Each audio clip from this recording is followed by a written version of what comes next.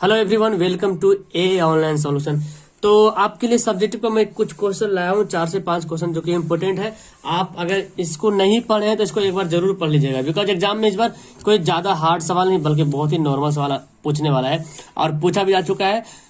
तो आप नॉर्मल सवाल और इजी सवाल को जो आप इग्नोर कर रहे थे, नजरअंदाज कर रहे थे, उसको आप इग्नोर नहीं करेंगे, ठीक है। उसको आप एक बार जरूर पढ़ेंगे। और अगर आपको हार्ड क्वेश्चन याद करना है तो मैंने आपको गेस करके दिया है, प्ले लिस्ट में जाके देखिए वहां पे, चाहे यूपी बोर्ड हो चाहे झारखंड बोर्ड हो, ठीक है। वो इंपोर्टेंट गेस क्वेश्चन है जो प्ले लिस्ट में डाला हुआ है, सोशल साइंस का गेस क्वेश्चन, ठीक है। तो सब सब्जेक्ट का है वहाँ पे, हिस्ट्री, इकोनॉमिक्स, सारा सब्जेक्ट का है। लेकिन एग्जाम में देखे जा रहा है उतना हार्ड क्वेश्चन नहीं बल्कि नॉर्मल पूछा जा रहा है। तो नॉर्मल क्वेश्चन आपके पास अगर है किताब में या तो फिर गाइड में तो उसको याद कीजिए, बाकी मैं प्रोवाइड कर रहा हूँ जहां तक पॉसिबल है, ठीक है।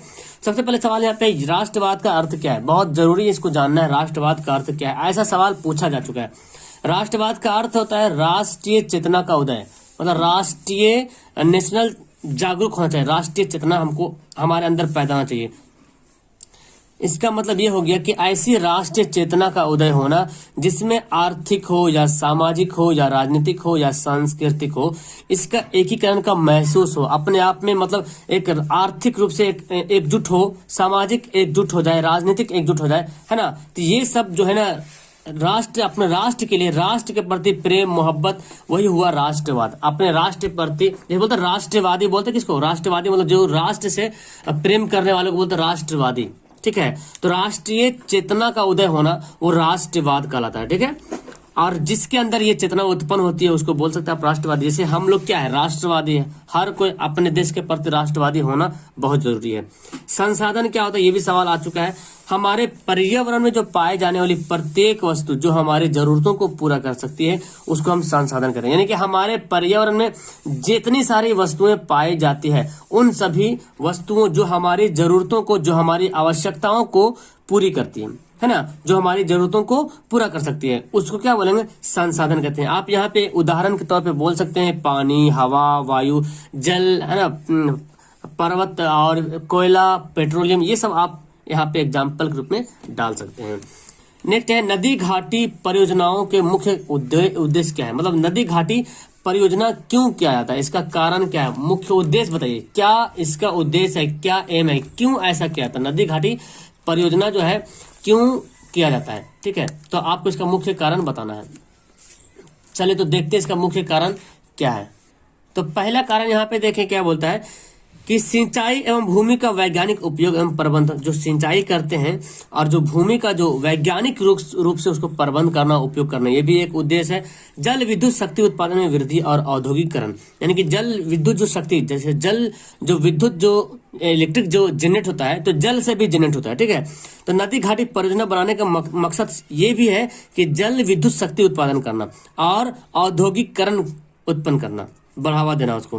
बाढ़ नियंत्रण एवं बीमारियों की रोकथाम, तो बाढ़ वही नियंत्रण करता है। नदी घाटी परियोजना अगर नहीं बनाया जाए तो पानी हद से ज्यादा मतलब बढ़ जाएगी और बाढ़ आने की समस्या क्या हो जाएगी, बढ़ जाएगी। बीमारी से भी रोकथाम हो जाएगी। जैसे जब नदी घाटी परियोजना में जब पानी नदी में जमा रहेगा तो पानी बहेगा ही नहीं बाहर, जो बहेगा नहीं तो पानी एक जगह कंट्रोल में रहेगा। अगर पानी नदी घाटी परियोजना नहीं होता, पानी यूं ही बहते रहता तो उससे बहुत सारी बीमारियां उत्पन्न हो सकती है, क्योंकि जमा हो गया ये सब, है ना।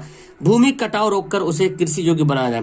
तो अगर नदी घाटी परियोजना नहीं बनाया जाए तो भूमि कटाव होने का डर है, क्योंकि पानी जब बहेगा तो क्या होगा, भूमि कटेगा। तो इससे क्या हो गया, नदी घाटी परियोजना करने से भूमि कटाव जो है कम हो गया और कृषि योग्य जो जमीन जो कृषि के लायक है वो कृषि के लायक बन गया।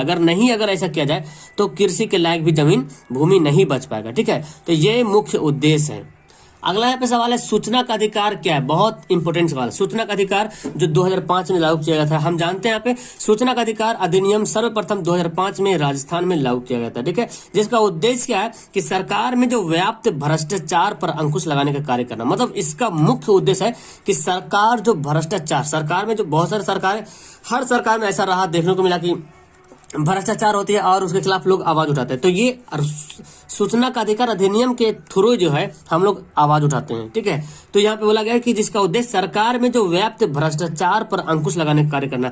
इस कानून के पारित होने के बाद अब जनता काफी जागरूक हो गई है, यानी कि जनता को जो शोषण किया जा रहा था तो जनता अब जागरूक हो गया है कि क्योंकि उसके पास एक अधिकार प्राप्त हो गया, सूचना का अधिकार, इन्फॉर्मेशन डालने का। जैसे कि सरकार का कहने का मतलब यह है कि आपके एरिया में कुछ जैसे सरकारी काम हो रहा है तो आपको फायदा नहीं मिल पा रहा या तो राशन कार्ड आपको नहीं मिल पा रहा, तो आप उस शिकायत को आप सूचना जो है पहुंच ब्लॉक में या तो फिर आप उच्च लेवल पे जाकर के सूचना का आपके पास अधिकार है, आप जाकर सूचना दायर कर सकते हो ताकि उस पर जो है उसके ऊपर जो अधिकारी है तो उस पर एक्शन ले, क्यों इसको नहीं मिल रहा राशन वगैरह। तो ये कारण है, यही है भ्रष्टाचार यही हुआ, इस पे अंकुश लगाने का कार्य करना है। और ऐसा होने से एक तो ये हो गया कि जनता जागरूक भी हो गया है ना, कि अब ऐसा नहीं होगा, ठीक है। प्रति व्यक्ति आय बहुत इंपॉर्टेंट सवाल, एग्जाम में भी आया हुआ सवाल है कि प्रति व्यक्ति आय क्या होता है कि राष्ट्रीय आय या राष्ट्रीय मतलब कि जो देश का जो नेशनल इनकम जो बोलते हैं, तो नेशनल इनकम में देश की कुल जनसंख्या से भाग राष्ट्रीय आय जितना हो रहा, मतलब जितना भी राष्ट्रीय आय हो रहा उसमें देश की जितनी संख्या है उसको अगर डिवाइड करते हैं तो जो भागफल प्राप्त होता है उसको क्या बोलते हैं, राष्ट्रीय। यानी कि इसका फॉर्मूला यहाँ पे है कि राष्ट्रीय आय जितना है देश का हो रहा, ठीक है, यानी कि उत्पादन हो रहा, विदेश से प्राप्त आय हो रहा, इन सभी को मिला के बोला जाता है राष्ट्रीय आय। तो वो राष्ट्रीय आय जितना अमाउंट बनता है और देश में कितनी संख्या है, जनसंख्या, ठीक है, इसको डिवाइड कर देंगे तो राष्ट्रीय प्रति व्यक्ति आय पता चल जाएगा, ठीक है। तो यही होता है प्रति, मतलब एक व्यक्ति का कितना इनकम है। और आपको पता है कि भारत में सबसे पहले प्रति व्यक्ति आय 1868 में दादा भाई नौरोजी ने लगाया था, जिसमें 20 रुपया प्रति व्यक्ति आया था, ठीक है। तो यहाँ पे 5 इंपोर्टेंट सवाल है, आप यूपी से हो या झारखंड से हो या बिहार से हो तो ये आपके लिए बहुत ही इंपॉर्टेंट है। ओके, वीडियो अच्छी लगी तो नीचे लाइक का बटन दिए और लाइक जरूर करेंगे। पहली बार आए तो चैनल को सब्सक्राइब करेंगे। क्लास 10 के लिए जो 2022 की जो तैयारी करेंगे उसके लिए बहुत जल्दी न्यू बैच स्टार्ट किया जाएगा। आप पुराने हैं तो अपने भाई बहन को जोड़ें जो पिछले क्लास में पढ़ रहे हैं। ओके, शुक्रिया, that's all, thank you everyone, bye.